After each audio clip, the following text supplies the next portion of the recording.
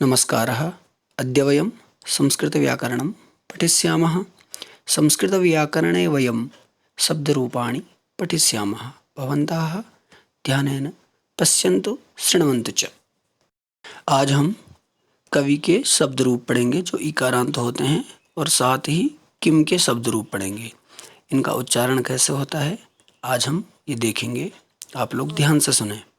इकारांत pulling कवि शब्द, इसमें सबसे पहले तो हम 7 विभक्तियों के बारे में जानेंगे कि विभक्ति 7 होती हैं। प्रथमा, द्वितीया, तृतीया, चतुर्थी, पंचमी, षष्ठी, सप्तमी, संबोधनम। साथ ही 3 वचन होते हैं, एक वचनम, द्विवचनम, बहुवचनम। अब हमने इनका उच्चारण कैसे करना है ये ध्यान से देखेंगे और इसके बाद इसको याद भी करेंगे। प्रथमा विभक्ति कवि, कवि, कवयः। द्वितीया कविम, कवि, कवीन्। तृतीया कविना, कविभ्यां, कविभिः। चतुर्थी कवये, कविभ्यां, कविभ्यः। पंचमी कवेः, कविभ्यां, कविभ्यः।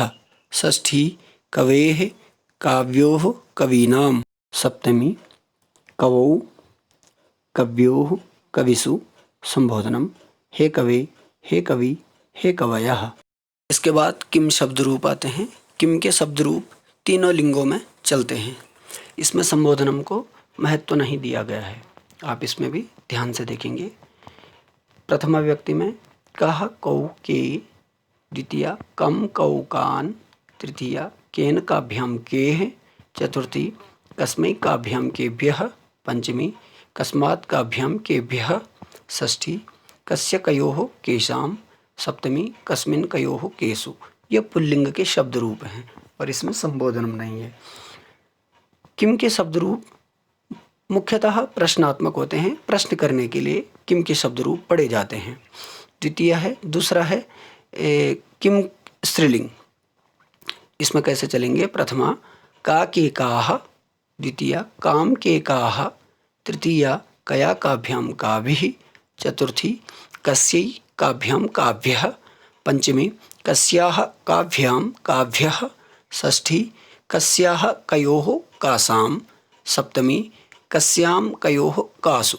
ये स्त्रीलिंग में प्रयोग होते हैं। अर्थात किसी स्त्रीलिंग के लिए जब प्रश्नात्मक हमने कोई वाक्य बोलना है तो स्त्रीलिंग शब्द रूप का प्रयोग किया जाता है। तीसरा है किम नपुंसकलिंग। इसमें भी प्रथमा और द्वितीय में एक समान रूप चलेंगे, जैसे किम के कानि, किम के कानि। और उसके बाद तृतीया से सप्तमी तक पुल्लिंग के किम शब्द रूपों के जैसे ही नपुंसकलिंग के शब्द रूप भी चलेंगे, जैसे केन, काभ्याम, कैः। कस्मै, काभ्याम, केभ्यः। कस्मात्, काभ्याम, केभ्यः। षष्ठी में कस्य, कयोः, केषां। सप्तमी कस्मिन्, कयोः, केषु। इसी प्रकार पुल्लिंग में भी शब्द रूप चलते हैं। अर्थात जब हमें कोई भी प्रश्न करना हो, प्रश्नात्मक वाक्य बनाना हो, तो किम के तीनों लिंगों का उसमें हमें प्रयोग करना पड़ता है। किम शब्द के तीनों रूपों का प्रयोग करना पड़ता है, जैसे पुल्लिंग, स्त्रीलिंग और नपुंसकलिंग, तीनों के लिए अलग अलग के लिए। धन्यवादः। नमो नमः।